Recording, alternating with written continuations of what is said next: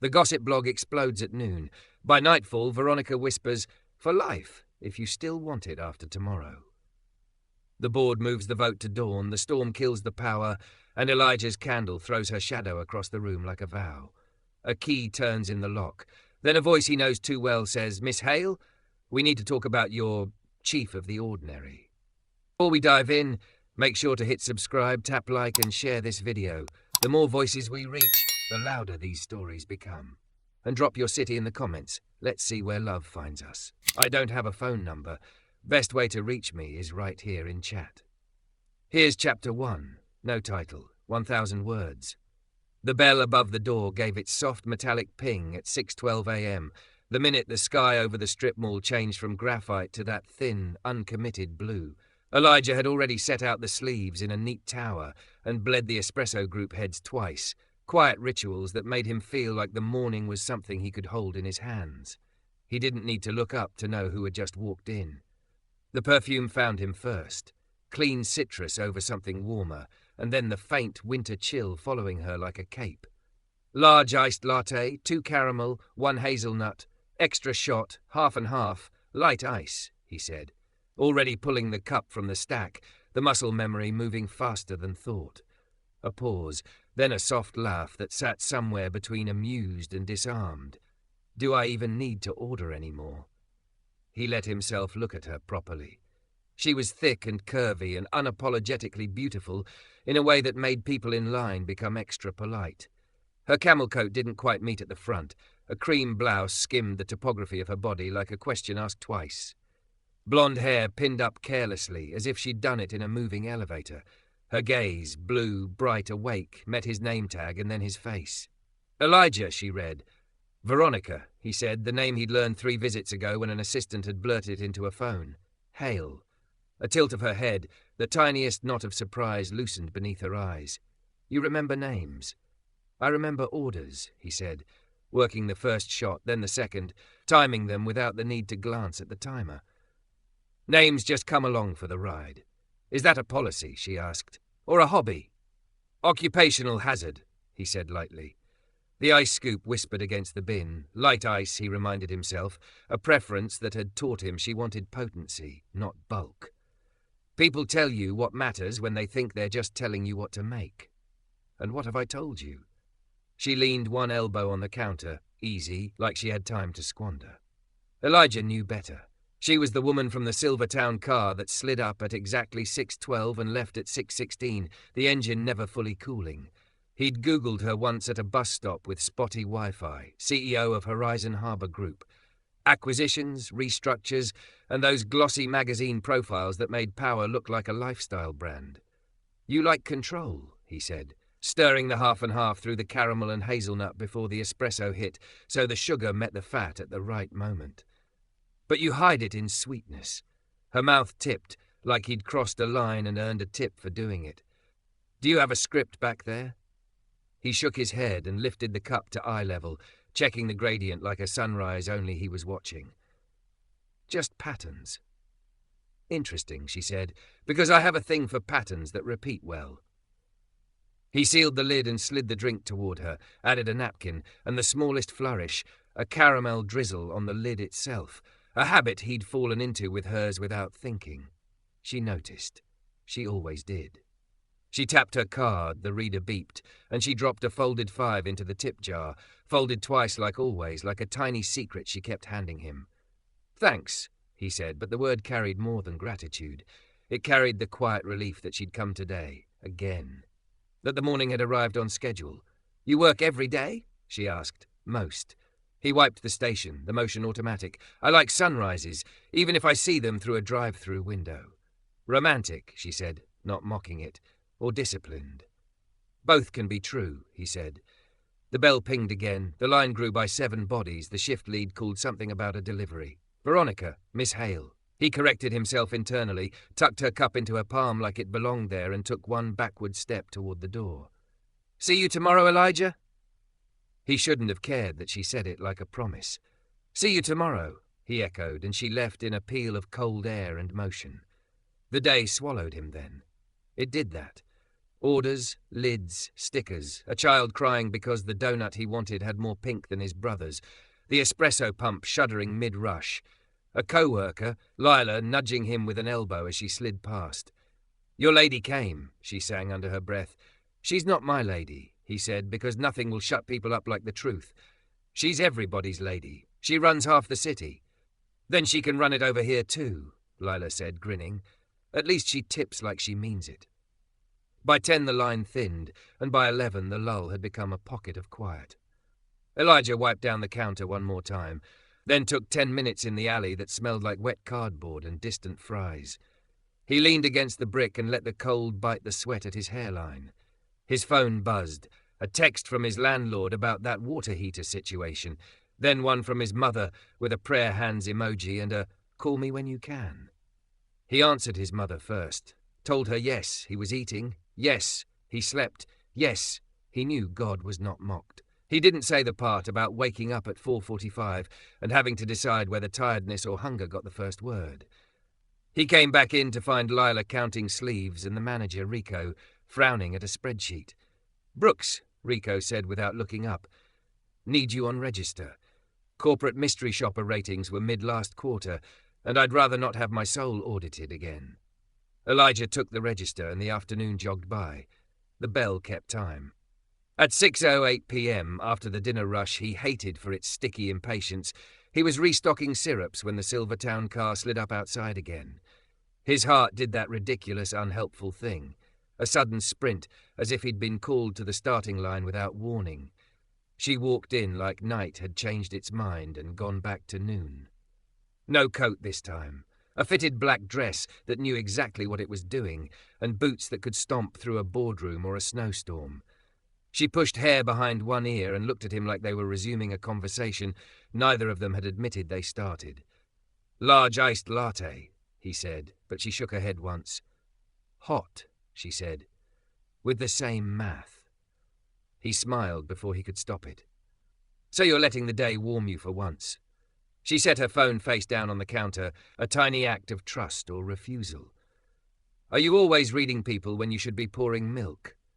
"Reading is part of pouring," he said, already steaming the half and half to the edge of a purr, careful not to scald. He added the syrup to the cup first. He'd learned she liked the sweetness integrated, not layered. The espresso ran like a sentence that finally found its verb. He topped it, wiped the wand, and offered it with both hands, a little ceremony he wasn't sure when he'd invented. She didn't take it right away. "You work like someone who wants to be seen for more than how fast he can make a drink." "That's because I do," he said quietly. The honesty surprised them both. Something changed in her posture, a softening microscopic to a stranger. "Do you have plans after your shift?" He coughed a laugh and glanced around as if she might be talking to the air behind him. "My plans usually involve my bus showing up on time." "Let me be more direct," she said, and there it was, the CEO voice edged in silk. "I have a problem I don't trust many people to solve. It's mundane, but it's about trust. I need someone who understands details, someone who doesn't need to be told twice, someone who will notice when the ice should be light even if the order is hot. I could hire a concierge service. I don't want to. I want you." The café shrank to the distance between his chest and the counter. "What does that mean?" "It means," she said, eyes holding his, "I'd like you to come to my home this evening and help me set it to rights. Pantry, coffee station, guest arrangements for a week of late-night meetings. Paid, of course.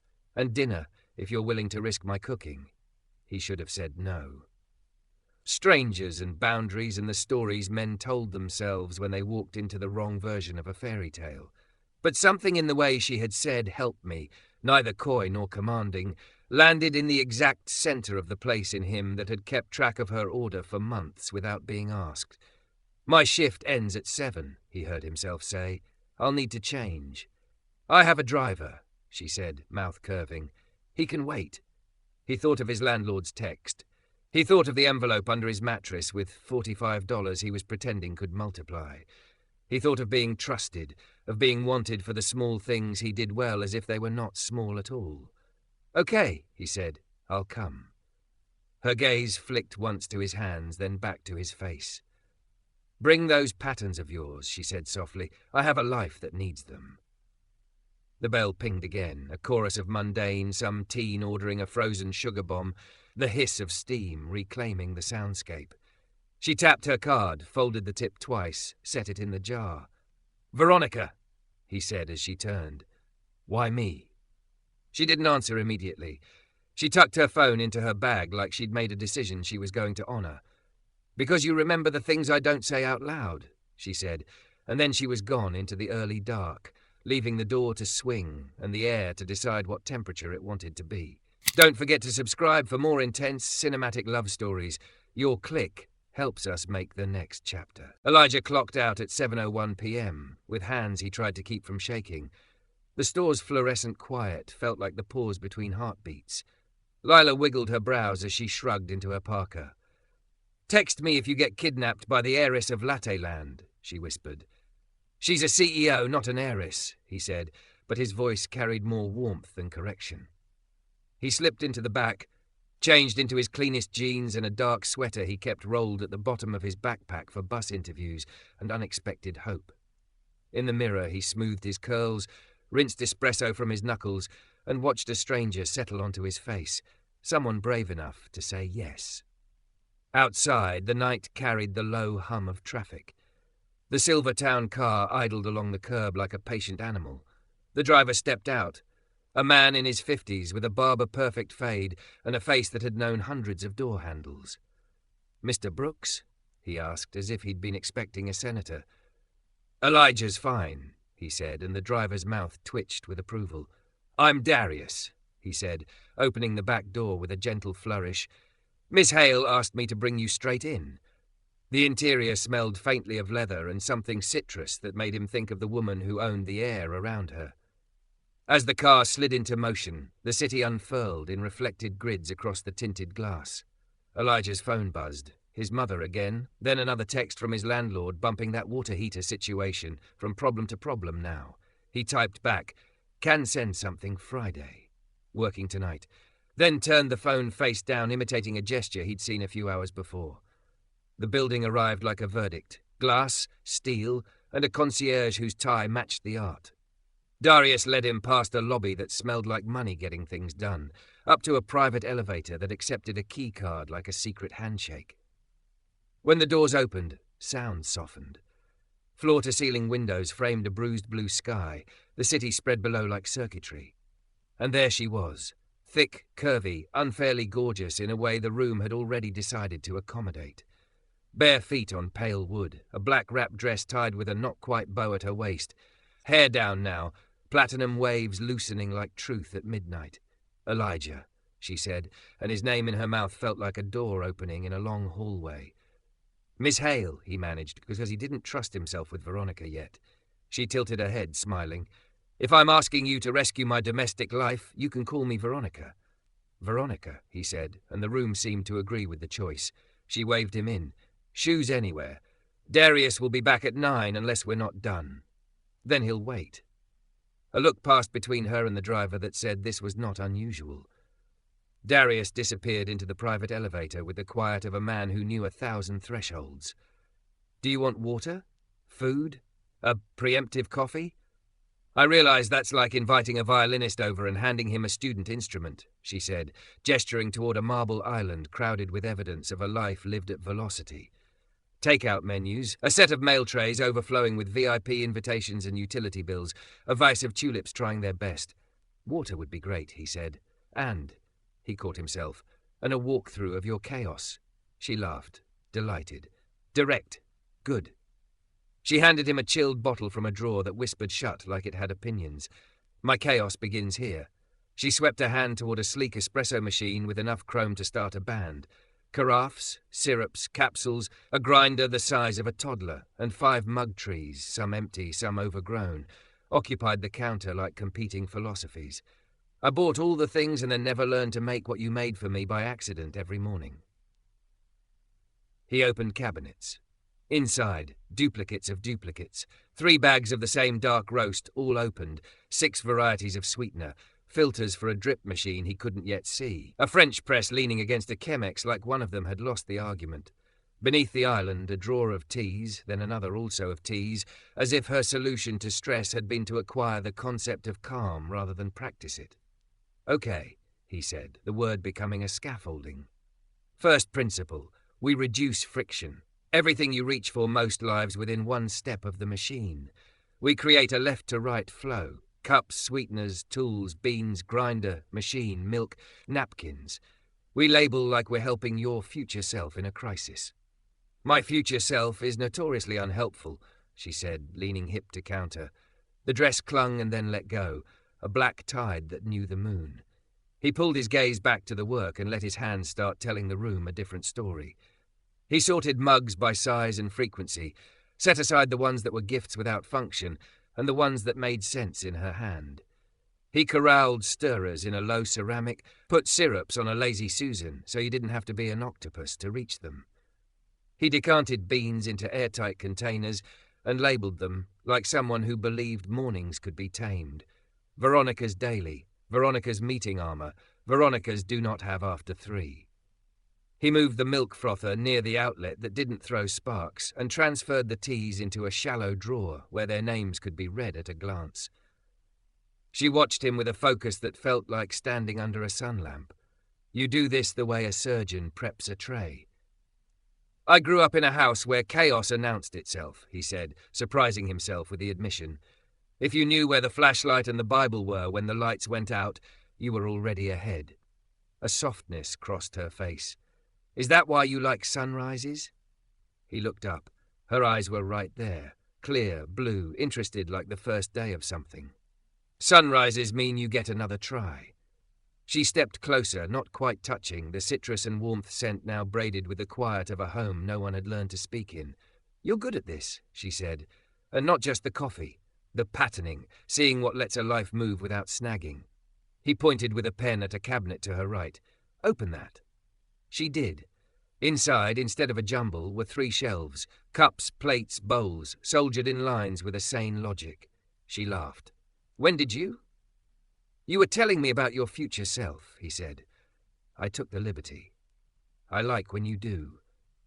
She said it simply, as if they'd both decided to stop auditioning for roles and just play them. She took a mug from the row, turned it in her hand. "I have a theory about why I came back tonight instead of waiting for morning," she added. "What's the theory?" "You are the only person in my day who sees me at my most ordinary and still treats it like a thing that deserves precision." She looked at the organised counter, the labels that made decisions kinder. "In my world, people defer to my extraordinary and neglect my ordinary. It's exhausting." He leaned a hip against the island, mirroring her. "Ordinary is my home court." "Lucky me," she said, half a tease, half an ache. He cleared his throat and glanced toward a corridor. "What else?" She blinked, then nodded toward the pantry. "If you dare." He did. The pantry was a walk-in with ambitions to be a grocery store, row upon row of meal kits, gourmet salt like a geography lesson, 5 kinds of pasta, all opened, as if she cooked 3 bites at a time and then forgot the rest existed. He pulled out bins, lined like with like, dated the open bags with a black marker, relegated duplications to a high shelf with a sign, inventory. He turned a bottom wire drawer into a company's coming section. Linen napkins, candles, a lighter that actually worked. When he emerged, dusty-armed and satisfied, she was standing in the doorway watching him like she had antiques in a house but preferred this, seeing new work made with care. "I should be paying you more than whatever number I thought of on the way over," she said. "You didn't say a number." "I will, and it will be generous. Tonight you are both concierge and translator." "Translator?" "Of want into habit." She gestured at the kitchen, now a map. "Do you cook?" "I do," he said, then smiled. "Badly, but stubbornly." "Good," she said, "because my idea of dinner was Postmates and regret, but I would like you to sit and eat something that didn't come in a clamshell." She moved to the fridge, pulled out a bundle wrapped in butcher paper. "A neighbour dropped off steaks because she thinks red meat will save capitalism. I have asparagus. I have... hope?" He laughed, a sound that steadied him. "I can see her," he said.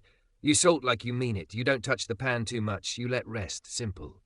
They cooked side by side, an intimacy built from timing and unspoken agreements, her washing and patting dry, him heating the skillet until it smoked, the asparagus snapping with a clean, bright sound.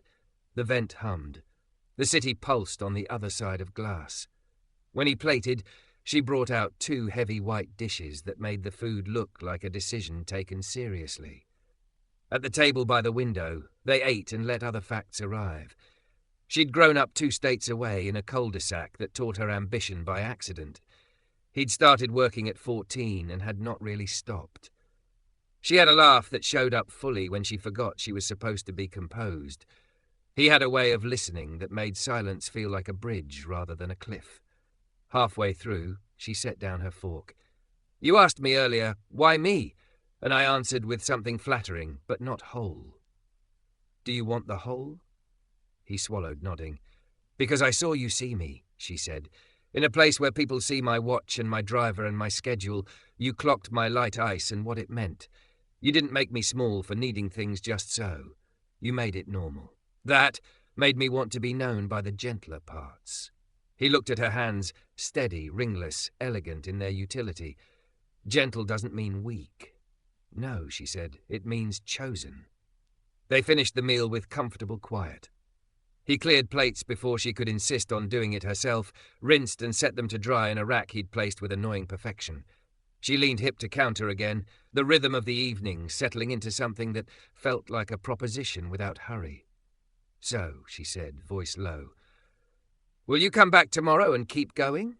There are closets that frighten me, a guest suite that is more idea than reality, a week of meetings that will be kinder if everything opens where it should." He looked at what they'd made out of her kitchen in 2 hours. A system, a mercy, a reason to believe mornings could be taught to behave. He thought of his landlord's texts and his mother's prayers, and the fact that he had been invited to carry the ordinary with someone who wore extraordinary like a coat she could set down. "Yes," he said, "I'll come back." A relief moved across her face like clouds giving up and letting the moon through. She stepped in, just close enough that he had to remember to breathe. "Good," she murmured, "because I meant what I said earlier, Elijah. I don't want a concierge service. I want you." His pulse found a new tempo, steady, present. "Then you have me," he said, not as surrender, but as agreement. The elevator chimed softly in the other room. Darius, reliable as gravity. Elijah set the dish towel just so, took in the labels he'd written in his own hand, the small order they heralded. Veronica reached for his wrist with a touch barely there, as if asking permission to complete a circuit. He let her. Warmth and citrus, city and quiet, the sense of something beginning that would require both courage and attention. "Tomorrow at 7?" she asked. "And Elijah?" "Yeah?" "Bring your patterns," she said, smiling, "and your appetite." Elijah woke before his alarm and lay there, listening to the dark breathe. For a moment he couldn't place the ache in his chest. Was it worry about the landlord, the water heater that turned showers into punishments? Or was it something else, warmer and stranger, like the way your ribs feel when you've laughed too hard? He showered fast anyway, tossed 2 shirts into his backpack, just in case, and left the apartment with the quiet swagger of a man who had somewhere to be and someone who had asked him to be there. At 6:48 p.m., the Silvertown car nosed to the curb outside Duncan like a promise kept. Darius stepped out with that smooth, effortless respect he wore like a well-tailored coat. "Evening, Elijah," he said, opening the door. "Evening," Elijah said, sliding into leather and citrus and the soft hush that money buys. As the city blurred into lines of light, he thumbed a message to his landlord, Friday confirmed, and another to his mother. Working a second job. Nothing shady. God is good. She replied with a row of emojis that managed to be both ancient and brand new, shouting hands, a dove, a coffee cup. Miss Hale had the building send up a few boxes, Darius said as they rose in the private elevator. She mentioned closets, which suggests a campaign rather than a skirmish. "I packed a label maker," Elijah said, only half joking. The elevator opened, and the home received him the way rooms do when they have begun to recognize your shape. Warm light poured along pale floors. The windows carried the weight of a blue-black evening. He smelled garlic and butter and something green, and then she was there. Curvy and striking in a deep green sweater dress that hugged and released in the right places, bare feet silent on wood, platinum hair down around her shoulders. The sight hit him like sunlight under a closed door, Sudden, patient, inevitable. "Elijah," she said, and the word felt less like a greeting than like picking up a thread. "Veronica," he returned, because he could now, because the syllables had stopped scaring him. She smiled. "Darius told you about the boxes?" He called it a campaign. "Wise man," she said. "Come, I fed you steak last night. Tonight I'm afraid it's pasta with apologies." "I accept both," he said, then added, "That smells like basil." "Caught," she said. "I bribed the neighbour. You cook, I curate." They ate quickly at the island, the pasta better than any apology had a right to be, and then she led him toward the corridor on the left. "Guest suite first," she said. "Then the closet. If you still like me after the closet, you can stay." "I'm in this for the long haul," he said lightly, and watched the words tremble in the air before landing somewhere neither of them named. The guest suite had the bones of quiet luxury and the mood of a storage unit. Boxes leaned like exhausted commuters. A bed frame stood without a mattress, as if optimism had outrun logistics. He let his hands do what they'd started learning to do in her space, point ladders toward usefulness.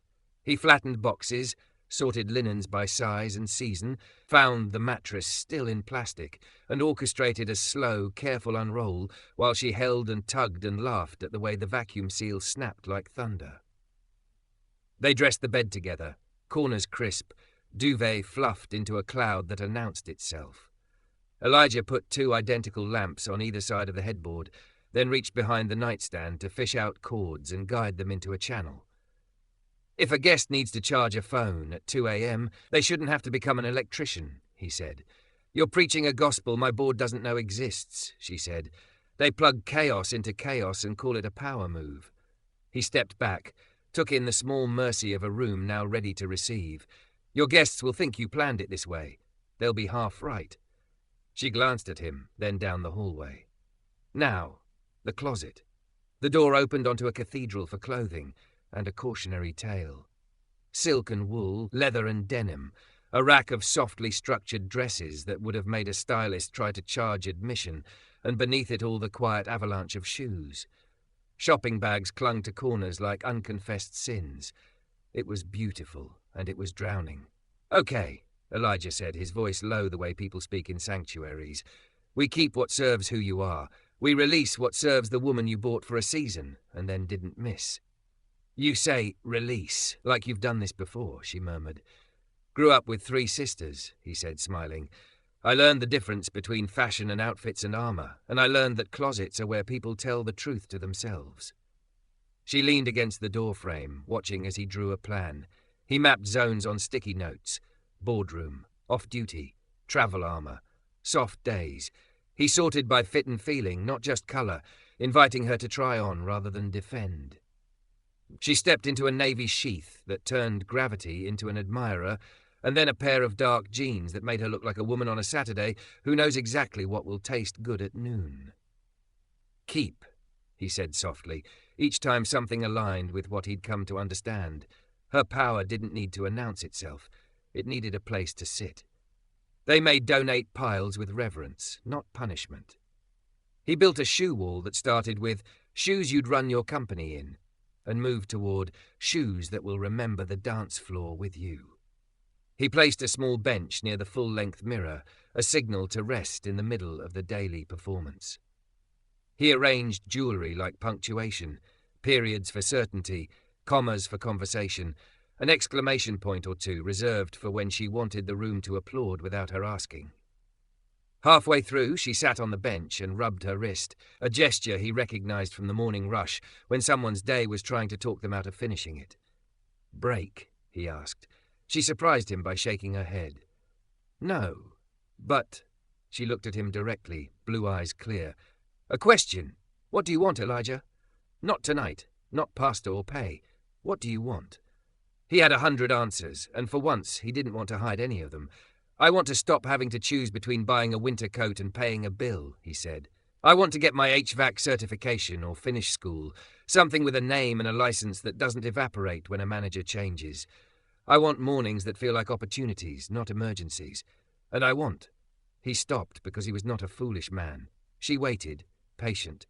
"I want to be where I am wanted for how I notice things," he finished.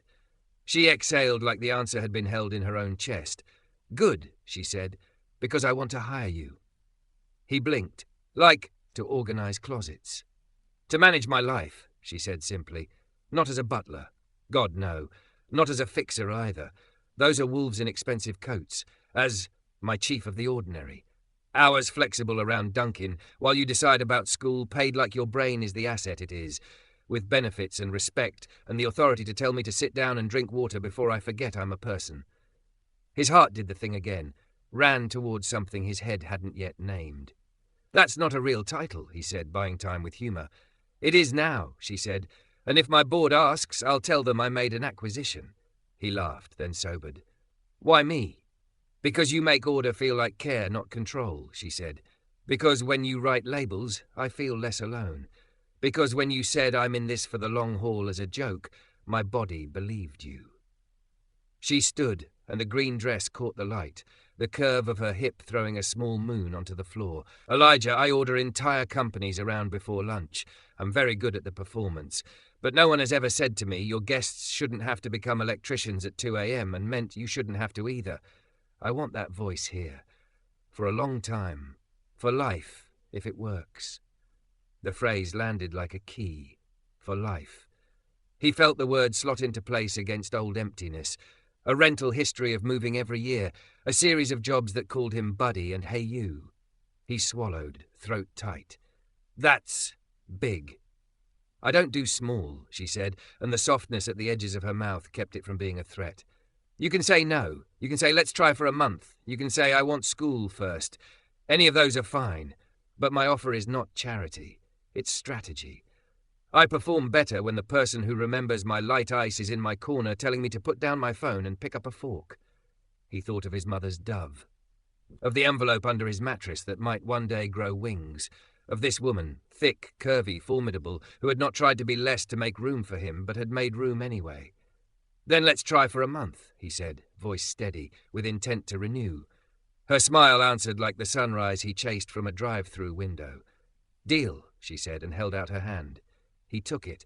Her palm was warm and dry and decisive. A contract and a kindness.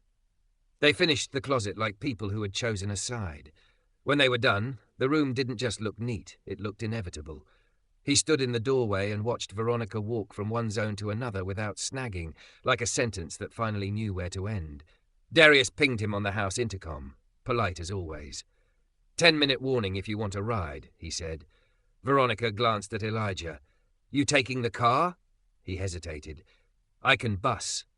You can, she said, and you don't have to. He nodded, accepting both the independence and the invitation.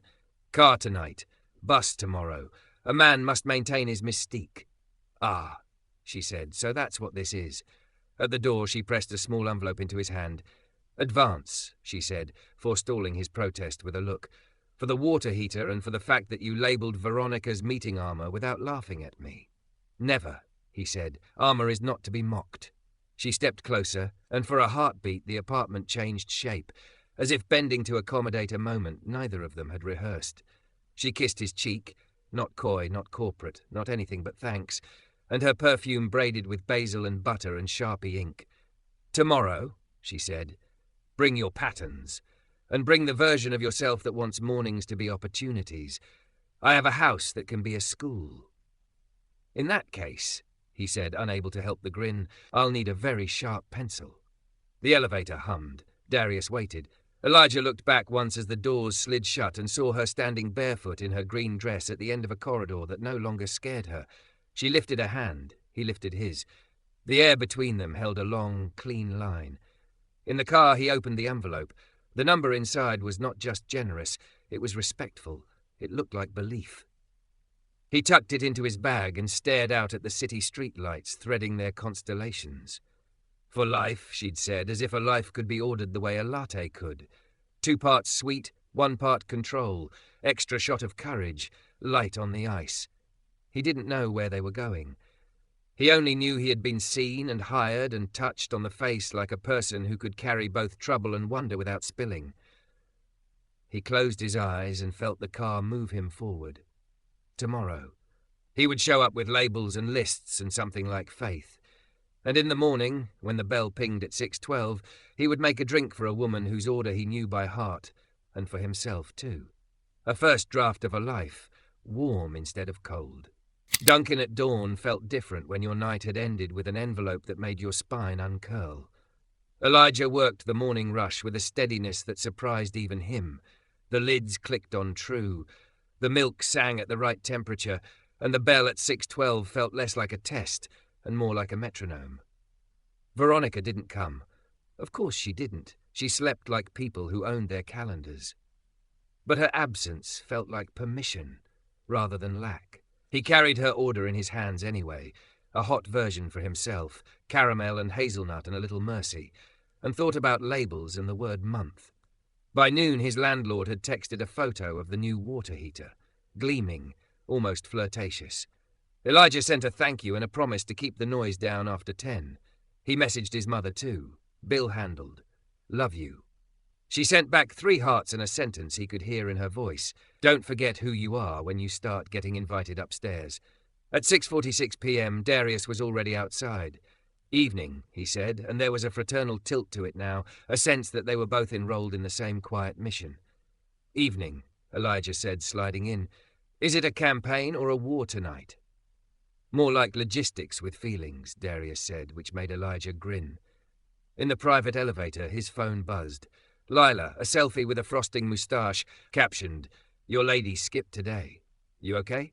He texted back a picture of his label maker like a badge. Promotion. Chief of the ordinary. Pray for me. The door opened into Veronica's apartment and the smell hit first. Citrus, skin, and something that spoke of heat and sugar. She stood at the island in a black silk blouse and a pencil skirt that knew where every curve belonged, hair down in warm waves, bare feet betraying the rest. The combination did strange arithmetic in his chest. You're early, she said, eyes bright. Good, I need you. He set his backpack down by the pantry like a ritual. Where do we begin? Closets? Calendars? Confessions? All 3, she said, then softened. But first a small problem trying to masquerade as a catastrophe. She took his wrist and drew him toward the long wall of windows where a war room had appeared. 3 laptops, 2 stacks of binders, sticky notes in orderly columns that already bore his handwriting. On the largest screen, an inbox bled. Board meeting was moved up, she said. Tomorrow. Surprise acquisitions drama. I can handle the business part. It's the human part that's fraying. Define human part, he said, scanning. The sticky notes read like a pre-flight check. Water, fruit, charger cords, note-taking kits, rest eyes every 30 min, shut doors at 15 past. Don't apologize for leaving own room. He recognized his own work and felt something fierce, the pleasure of having been predictive. My chief of staff is brilliant but thinks eating is elective, Veronica said. Also, she hesitated, then let it out. Someone snapped a photo of you leaving last night. It hit a gossip blog at lunch. The comments are creative. Elijah kept his face still, not from numbness but from choosing calm. Send me the link. She did. The headline was a smirk. CEO Veronica Hale brings mystery man home. Merger or marriage? The photo caught him at the elevator doors, envelope in hand, her green dress a streak behind him. The comments scrolled like fever. Who's he? She's out of his league, or he's out of ours. Some ugly ones, some funny ones. A few that made his stomach go cold and then hot again. He set the phone down. Okay, first, I'm fine. Second, we can't control this, but we can narrate around it. Her eyes flashed. I don't care what they say about me. I care what they do to you. That's not entirely true, he said gently, and her mouth curved because he was right. But either way, the plan holds. We prepare the rooms where real decisions happen. We feed people so they think better. We put water in their hands so they speak slower. And we make your home feel like a place rather than a stage. You say we like it's been years, she murmured. It's been 2 days, he said, and also years. They moved then, a choreography they were inventing in real time. He turned the guest suite into a green room. Carafes, cut fruit, a stack of plain note cards with expensive pens, a small bowl of those mints that snap and melt. In the kitchen he set up 2 stations, espresso and tea on the left, hydration and calm on the right. He printed simple cards, no branding, no fuss, that said, if you must check email, do it standing by the window. If you must interrupt me, say my name first. He stuck one discreetly near the espresso machine for Veronica like a note to herself. Thunder rumbled far enough away to pretend. He checked the forecast anyway, storm lines sliding toward the city. He went to the breaker box, learned its language, tested a flashlight, placed candles in hurricane glasses by the windows. "Insurance," he said when she lifted a brow. "You've seen things," she said. He nodded. "We lost power a lot growing up. The first time I made my sisters laugh during a blackout, I realized I could choose another story." They paused at the hall table where he'd left a new edition, a shallow tray with keys and badges, a second tray that said phones sleep here during dinner. He hadn't asked. He'd decided. "That'll be hard for me," she said, thumbs hovering. "Then it's right," he said, not a challenge, just a kindness sharpened into a tool. By 8, the place thrummed with readiness. Then the first hit landed. Her assistant, Kyra, arrived, slim, sharp-eyed, carrying a tablet like a shield. She took in Elijah in one sweep. "So you're the reason my boss is trying to be human." Elijah held her gaze. "And you're the reason she makes 3 people's jobs look like one." Kyra didn't smile exactly, but a small truce formed. "I'm not territorial," she said. "I'm allergic to chaos." "Me too," he said. "Let's be each other's antihistamines." "Don't be charming," she said flatly, and then added, "Fine. Where do I plug in?" He showed her the zone he'd mapped with Veronica's calendar and buffers. Kyra watched him move like someone measuring. "You're labelled Chief of the Ordinary in the shared drive," she said. "Did you make that up?" "She did," he said, nodding toward Veronica, who was on a call, pacing barefoot, every inch of her thick-curved body a contradiction that made perfect sense. Softness and steel, velvet and verdict. Kyra followed his gaze, then looked back at him with something like respect. "Don't let her skip meals," she said. "She'll try." Lightning stitched the sky, the lights flickered. Veronica hung up, looked at Elijah. He held up a hand, 3, 2, 1. Darkness swallowed them. For a heartbeat, the city went quiet, as if remembering the idea of candlelight. Then the emergency systems kicked in, a low glow in the hall. Elijah was already at the breaker. "Stay with me," he called, more for Kyra than Veronica, who had already moved toward the windows. The lights came back, then faded, then returned. Fickle. Nerve testing. Elijah made a decision. "We switched to storm plan," he said. "We act like it's deliberate. Candles for the guest suite, laptops at 80% or lower flat out. No reheating for 2 hours. Veronica, you go barefoot only if you promise to mind where you're stepping." She blinked, then laughed, tension loosening. "You'd tell a CEO to mind her feet." "I'd tell a person to mind the thing that keeps her standing," he said. They ran on candles for an hour. It changed everything. Voices softened. Kyra's fast tapping slowed to note-taking. Elijah brewed coffee like a ritual, heating water in a kettle on the gas line, pouring over grounds with a patience that forced breath to match.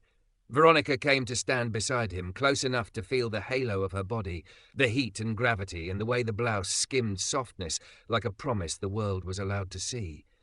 He focused on the circle of water instead of the curve of her hip and found he didn't have to choose. Attention itself could be reverent. "I'm going to ask you something impolite," she said, watching the bloom. "Try me," he said. "What happens to this?" She gestured between them, frank and steady. "If the comments turn meaner. If my board decides to squint and see a scandal. If the part of me that is a woman in a body that men have opinions about becomes the headline instead of my P&L. He kept pouring until the stream thinned. "Then we decide whether the story belongs to us or to people with hashtags," he said. "If it's ours, we tell it to each other first, out loud, in rooms like this, and we make decisions like they're labels we'll have to live with. And if it's not ours," she pressed, blue eyes sharp and searching, "then it can starve outside," he said. "We don't feed it." The power surged back with a sigh. A few minutes later, the doorbell chimed. Darius, holding an umbrella like a standard, escorted in 2 partners from the board. An older woman with a gaze that could audit your soul, and a man in a suit that wanted you to know it had opinions. Elijah took coats, set them to drip where he'd placed a mat hours before like prophecy. He put water in their hands before names completed.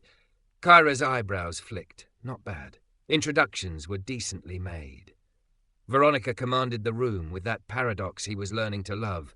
She was more herself when the variables multiplied. He watched her use the systems he'd built like a pianist, realizing the instrument was finally in tune. At the 40-minute mark, she stopped mid-sentence, drank water, breathed and resumed.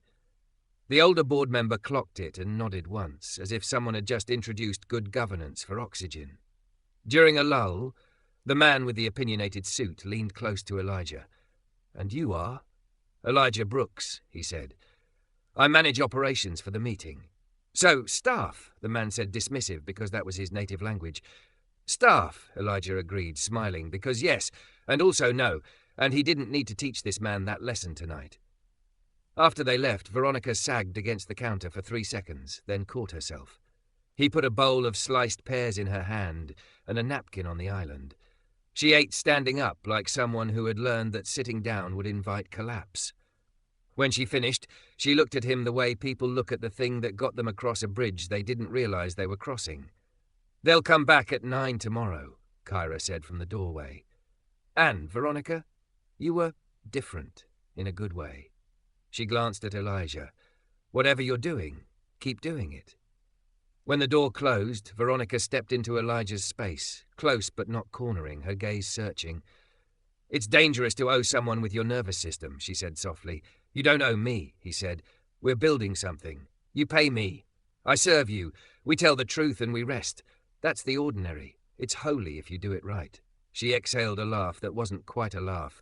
"You make domesticity sound like strategy." "It is," he said. "It's how people survive their own lives." Silence opened, not empty but waiting. The storm had moved on. The city had its neon back. She lifted a hand and set it on his chest, light as a punctuation mark. "For life," she said, not dramatic now, not flirt, just an object placed on a shelf where it belonged. "For as long as it fits," he said, answering in the same key. "And when it doesn't, we label that too and find the next right shelf." Her mouth curved. "Only you could make a promise sound like architecture. Only you could make a life worth drawing plans for," he said before he could stop himself. "Tomorrow," she said, stepping back before the moment broke itself. 7? 7, he said, picking up his backpack. At the door, she caught his sleeve. "Elijah?" He turned. "Don't read the comments," she said. He grinned. "I already sorted them into a bin labelled Not My Problem." She let him go then, but the air in the corridor felt like it had learned his name. In the elevator, he checked his phone. Lila had sent a voice note of her doing a drum roll on pastry boxes. His landlord had texted a thumbs-up photo with the caption, "Hot water? Who dis?" His mother had sent a hymn link. He hit play and let the old melody thread through the new scaffolding of his night. On the curb, rain slicked the streetlights into long, melted coins. Darius opened the door like a magician finishing a trick. "War?" he asked. "Logistics with feelings," Elijah said, sliding in.